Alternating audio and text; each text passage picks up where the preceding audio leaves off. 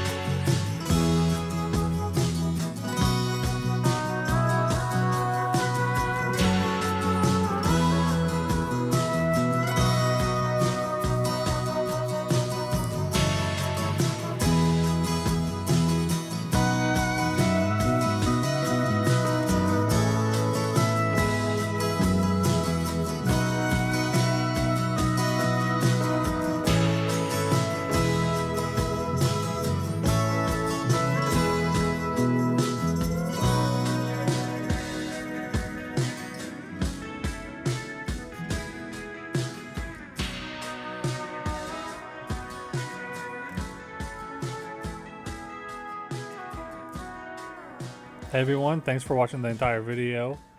Like I said, we have a lot of stuff coming up that I'm excited about, and hopefully it gets you guys excited about too. But we'll continue with the restoration projects, trying to get it to run, and a couple other things. You guys have a great day.